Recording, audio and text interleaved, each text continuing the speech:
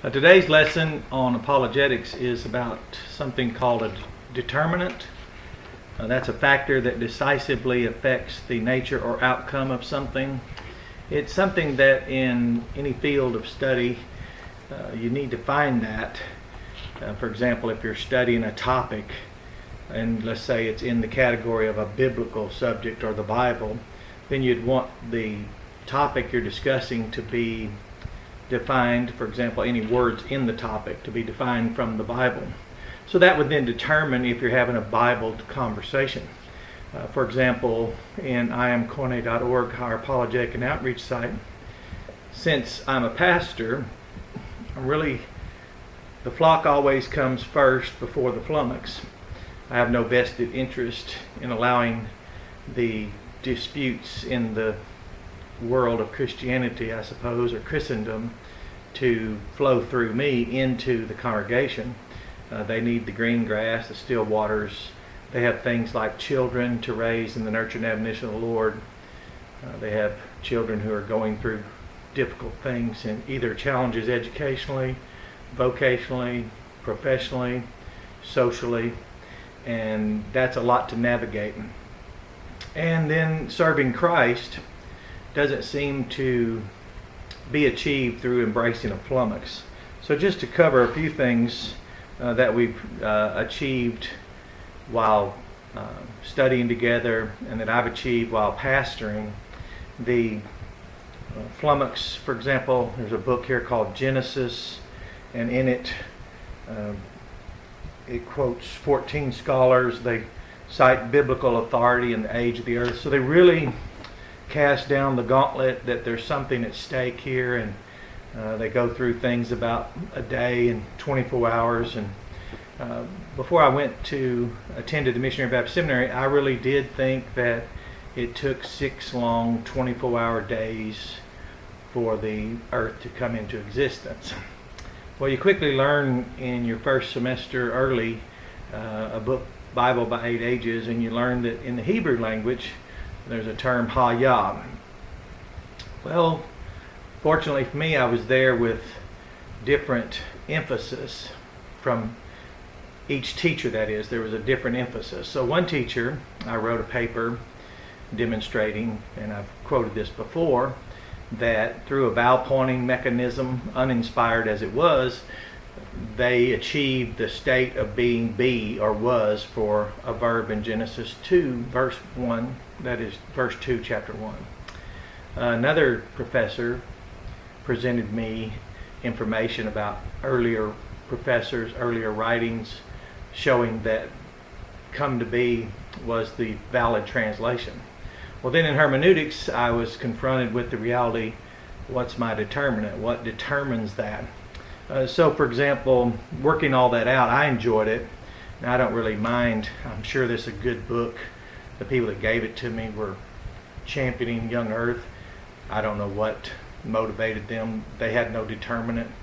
I think they were caught up in it like everyone becomes. So it's a nice book, and I've looked at all the hermeneutical gymnastics they go through. It probably provides a textbook, probably feeds the conversation. But no determinant was presented in the book.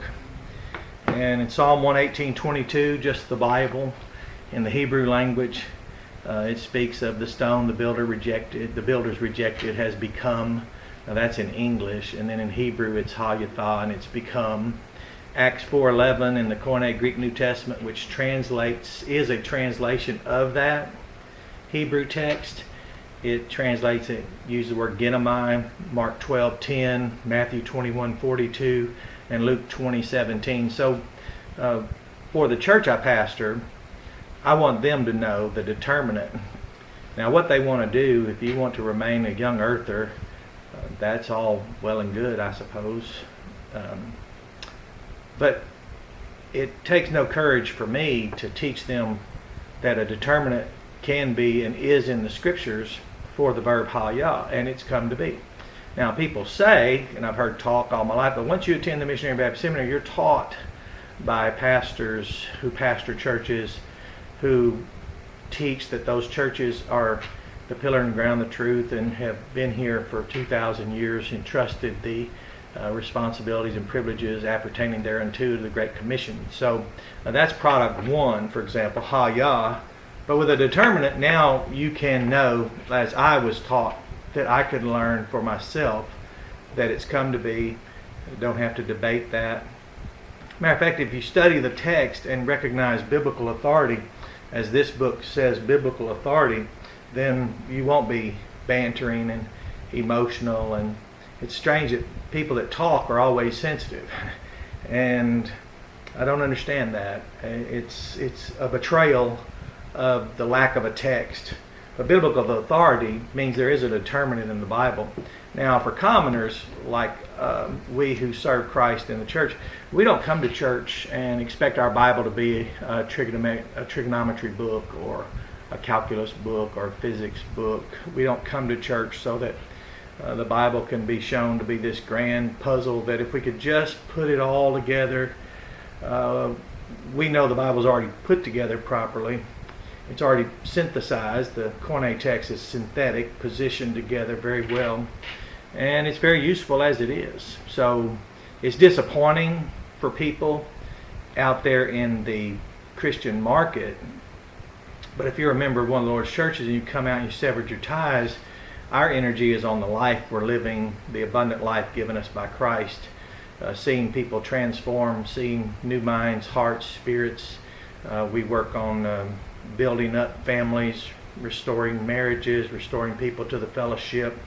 The teachings of Jesus are the only faith we have, and we teach brethren to be man enough to go to a brother if they have a problem, to him and him alone. Of course, those who don't, we know they're pretending, and we just move on. We purge out the old leaven of hypocrisy every month when we have our communion services. So we believe the correct message, the gospel of Jesus Christ, without any mixture of works. We practice the same baptism that's been practiced in the Bible. It's our way out from all of those things. It's the way we sever our ties. We believed into Jesus. We were baptized into Jesus. That is the assembly. And we commune, fellowship into the gospel. So we have so many more important things to do as a church that to preoccupy ourselves with something that really doesn't exist. The dilemma doesn't exist. And you say, well, you better be careful. There's a lot. I don't function out there in that world of flummox and banter. I'm not there for them. I'm not here to pastor Egypt.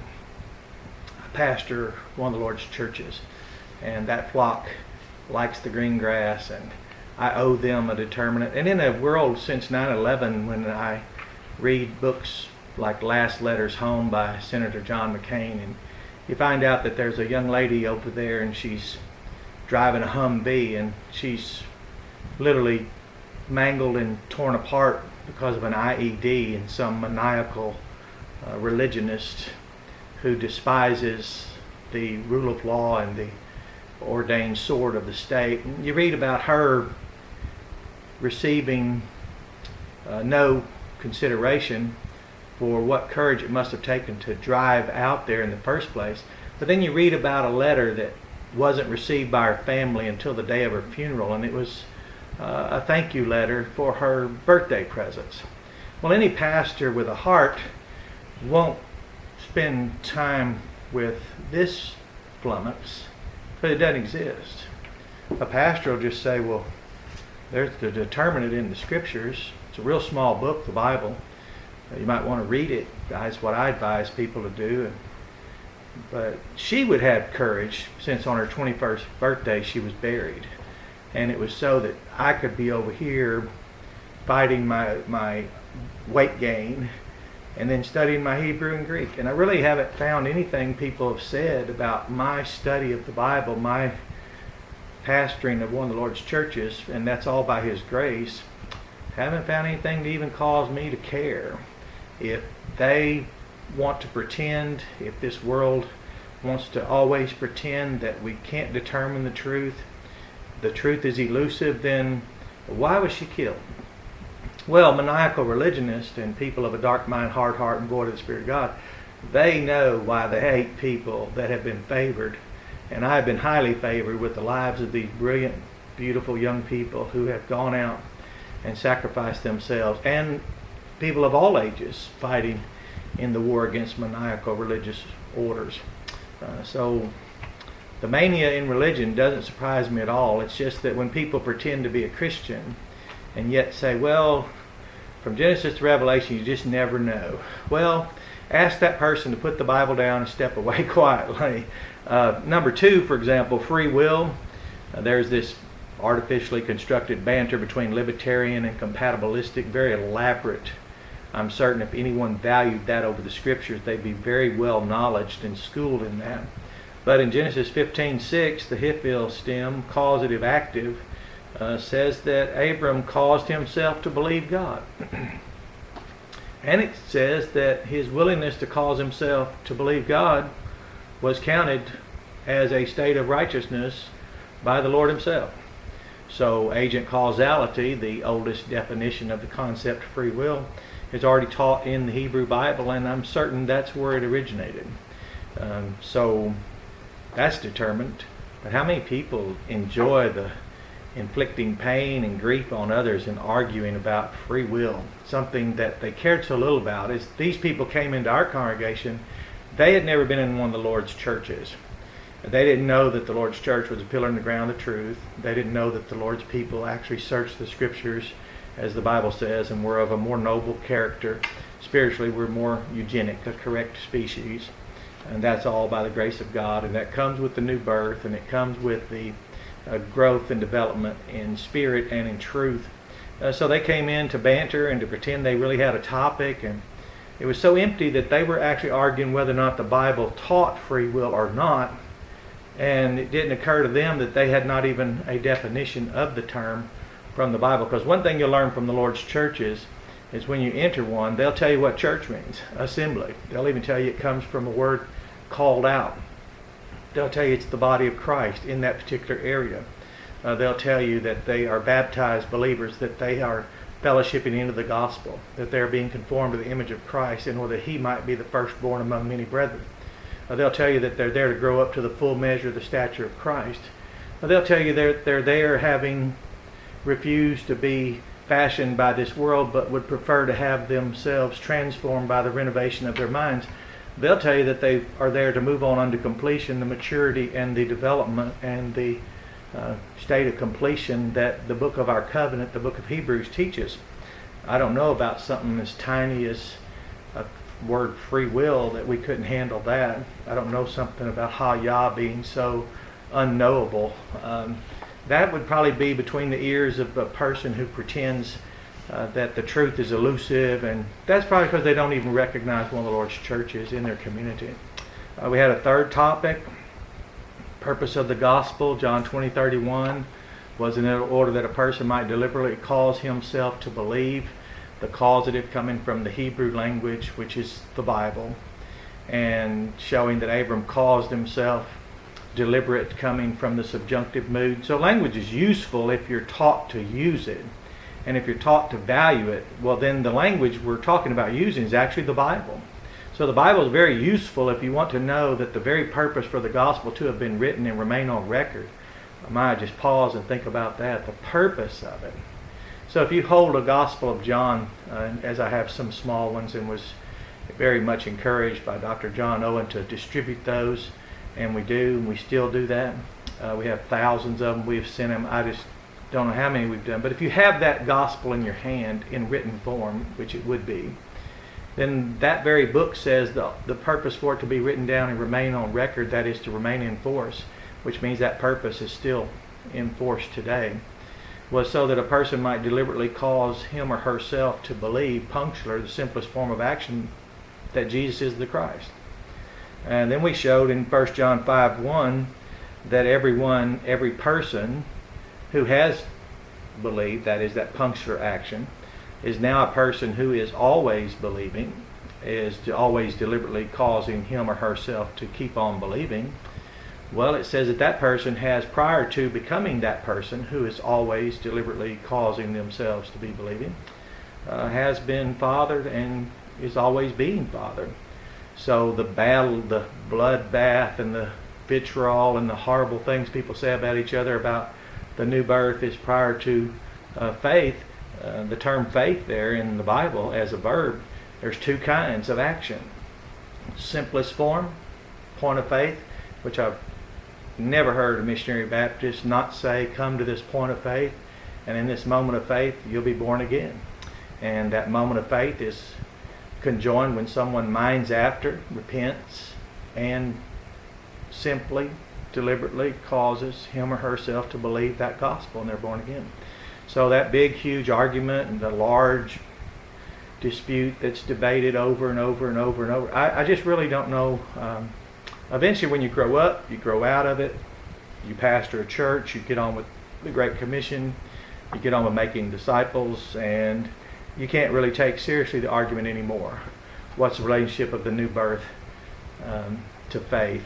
And the Bible always had taught that. The Bible had always provided the determinant. It's always there. We were taught to search the Scriptures because the answers are there. So that's product number 3, the dilemma over the relationship. So ha-yah, free will, the relationship of the new birth, and faith really is, do you have enough interest in the Bible to concern yourself with two kinds of action?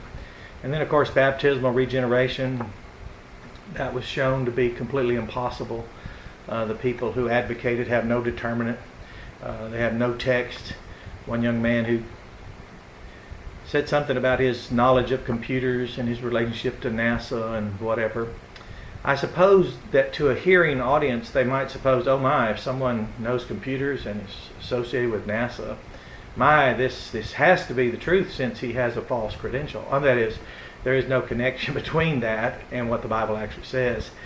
He could never find a verse that said regenerate that included baptism. He could never find one that said baptism even that had water mentioned. So he had to just create his own text as he was going along, and it was really sad, but we had covered that sufficiently at Landmark Missionary Baptist Church. People don't attend thinking, well, I wonder if baptismal regeneration is possible. No, they've been taught, discipled by the same truth that was taught in the first century, by the same truth that is still written and remains on record.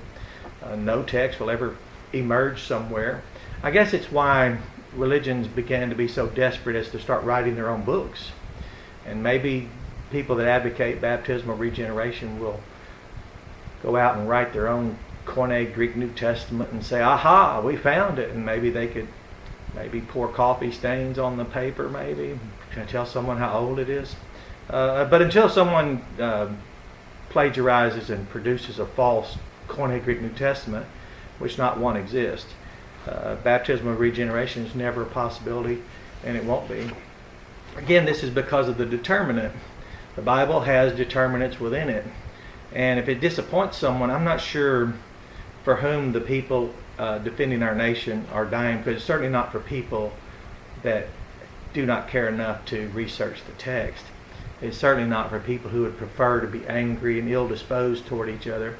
I think the largest problem I've ever had in this country since I came out from the world and began to serve Christ is I think someone tried to shun me, but I wasn't sure because I didn't want to talk at that moment anyway. But I really don't know anybody. I never attended seminary with anyone like that. I never worked in the ministry, co-labored with anyone for the sake of Christ who would be so, let's say, delicate as to about the best thing they could do. I've kind of always been out there somewhat left alone at the church I pastor, which is great because there were plenty of contentions there with people who encroached upon the church, lewd brethren of a baser sort. And of course, they don't know where that text is. They can't spell it. They can't read. They were illiterate, ill-disposed.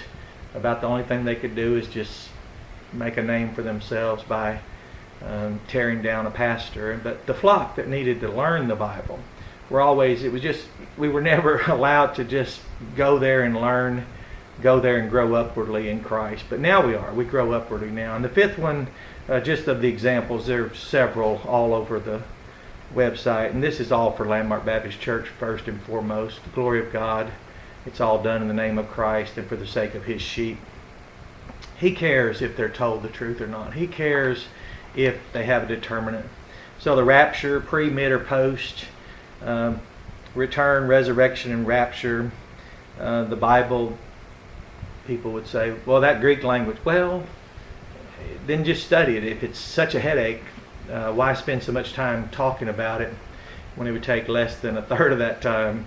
I was converted out from denominations, religions, traditions of men. I was converted out from places and people that would use a word but not have a Bible meaning. I was converted out from and called to come out and sever my ties from people that were not there to recognize the biblical authority that would actually spend its time presenting the determinant for the sake of the sheep that have been entrusted them to feed and to oversee. So that text, the Bible just says that at the return, the resurrection occurs, and simultaneously with the resurrection is the seas away. It's a verb there that's called the rapture. So you said, well, are you sure about that? It's not about certainty. It's absolutely the way it is. It's determined in the Bible. It's not questioned. The Bible's very clear, and the Bible is very specific, even distinguishing the great tribulation from tribulation. And yet people, that want to alarm people, that want to create a flummox and constantly perpetuate the myth that the Bible just can't be worked out. You'll just have to pick sides. Well, the only reason I don't pick sides is because they don't exist. When you're taught that the Bible does not contradict itself, then it's impossible.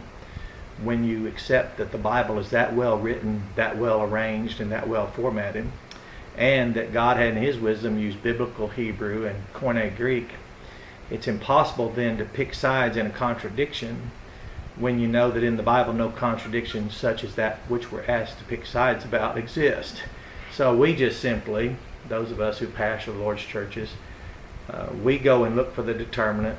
We remember hermeneutics, which is about integrity. And we remember our apologetics, which is the product of our hermeneutics. We remember our systematic theology, which is the queen of all disciplines. So to become a theologian became an aspiration after I attended seminary and began to participate, because I had no idea how much you had to know to be a theologian. So in systematic theology, we were expected to present a rational answer. We were expected to present a rational answer because we were expected that to be a result of the process of hermeneutics. So for all the folks that the good Lord has used to give up their lives literally and just in our national defense, I'm not going to waste their lives by wasting my time, and I'm not going to pretend and play along and say, well, there's a debate coming to town, and maybe this Campbellite preacher who says he's not a Campbellite, but maybe this preacher that teaches baptismal regeneration, I better go out and defend the faith against him. No, he doesn't have an apologetic for that. That is, his assertion of baptismal regeneration is not the product of hermeneutics. People's assertion of libertarian or compatibilism is not an apologetic. It's not a product of hermeneutics.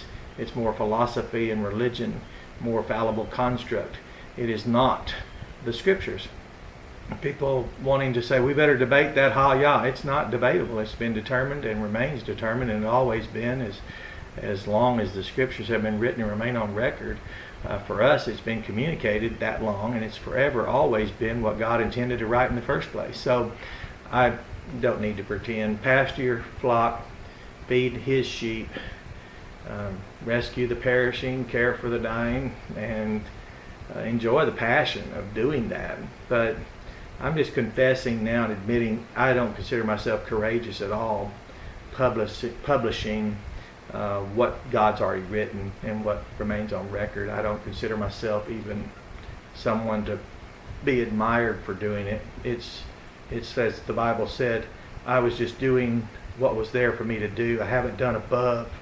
As Jesus said, until you do above what the servant is to do, there is really no reward. So this is just the basic minimum expectation, is to search the scriptures, extract from it the determinants when flummoxes come and energy from the flock is being diminished or depleted and extracted. So that's enough from a pastor about apologetics without a determinant, really it's not time to involve yourself in the conversation.